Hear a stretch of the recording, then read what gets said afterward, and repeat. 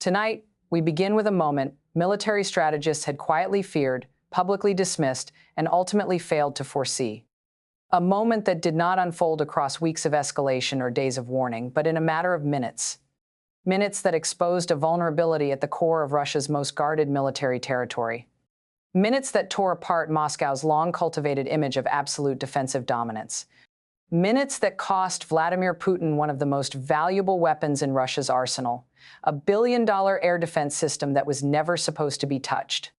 What Ukraine did crossed a threshold the Kremlin believed would never be breached. And when that threshold collapsed, the response from Moscow was not defiance. It was silence, confusion, and a barely concealed sense of panic.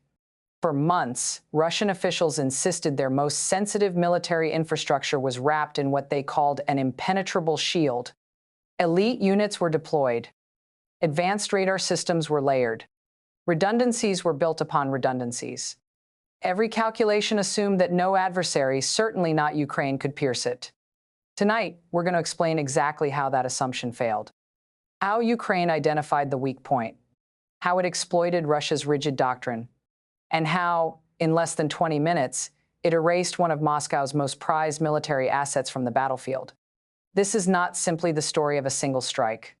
This is the story of how the strategic balance of this war shifted suddenly, decisively, and irreversibly. For months leading up to this operation, there were no dramatic announcements from Kyiv, no boastful speeches, no televised threats. Instead, there was silence.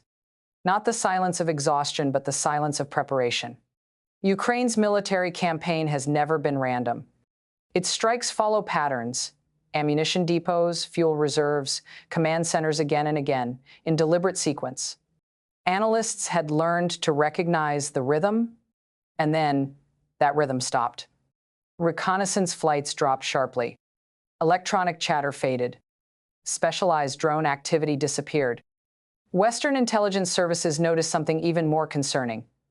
Procurement patterns shifted toward components useful for only one kind of mission, highly specific, deeply technical, and extraordinarily risky. 3 weeks ago, Ukraine went quiet. And whenever Ukraine goes quiet, something very loud is coming inside Moscow. Military leadership interpreted the lull incorrectly. They assumed Ukrainian capabilities were exhausted, that long-range strike assets were depleted. That pressure was finally working. Russian military bloggers, often more reliable than official Kremlin channels, noticed unusual movements. Air defense units were rotated without explanation. Systems that had been static for months suddenly shifted locations. But these warnings were dismissed. What Russia interpreted as weakness was actually discipline. What they saw as hesitation was patience. And what they dismissed as limitation was meticulous planning. That miscalculation would prove catastrophic. In the early hours of Tuesday morning, Russian early warning systems detected multiple aerial contacts approaching from the southwest. What immediately alarmed operators was not just the number, but the flight signatures. These were profiles Russia had not seen in over a year and a half of war. This kind of strike package is assembled for only one reason: to send a message, to demonstrate capability, or to destroy something that truly matters. Russian commanders couldn't determine which, and that uncertainty alone set off alarms across the entire southern military district. When a nation at war abruptly changes posture, even slightly, every military in the region takes notice. This was not a random installation, not a fuel depot, not a warehouse.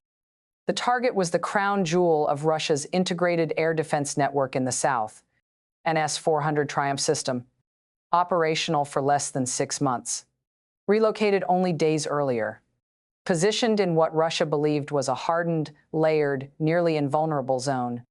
The S-400 is not just another missile system.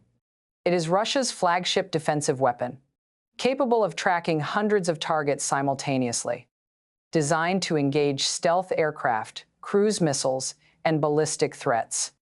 Advertised as untouchable. Each full battery costs approximately $1.2 billion. Russia does not have many, and Russia cannot afford to lose them. The alert issued that morning was not routine. It was not procedural. It was desperate. Radar crews scrambled. command channels flooded with urgent transmissions. Defensive measures were activated across multiple layers. What Russian commanders did not yet understand was that this attack had been designed specifically for their doctrine. Russia's air defense strategy assumes predictability. High-altitude aircraft, cruise missiles following known corridors, slow drones intercepted by layered defenses. The attack unfolded in phases. First came decoy drones, cheap, expendable, and numerous. Their purpose was not destruction, but exposure. They forced Russian radars to activate, revealing positions. Next came electronic warfare drones, modified for long-range operations. Their payloads jammed, confused, and distorted Russian targeting systems. Then came the final wave: precision-guided munitions modified specifically for this mission. Within 17 minutes, Ukraine achieved what Russia believed impossible. The protected zone was breached. The S-400 battery was located, and it was destroyed. Not damaged, not disabled. Destroyed. Launchers eliminated. Radar units erased. Command vehicles reduced to burning wreckage. $1 billion gone in less time than a television episode. Ukraine ignored every assumption. This was not reckless. It was not symbolic. Ukraine targeted the eyes, ears, and nervous system of Russia's air defense network. Radar first. Command second. Launch platforms last. This sequence matters because it reveals strategic intent. Ukraine was not attacking for headlines. They were preventing a future Russian operation. Western intelligence now believes the S-400 deployment was meant to enable escalation, either air operations, a Black Sea no-fly zone, or preparation for a larger offensive.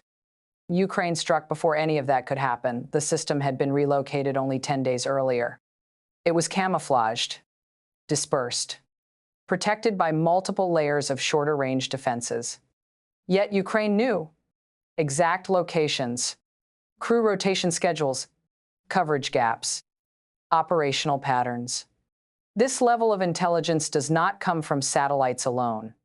It comes from intercepted communications, human intelligence, deep penetration of Russian military processes. And that reality should terrify the Kremlin. His strike shattered more than hardware, it shattered assumptions. Putin believed Kyiv would fall in days.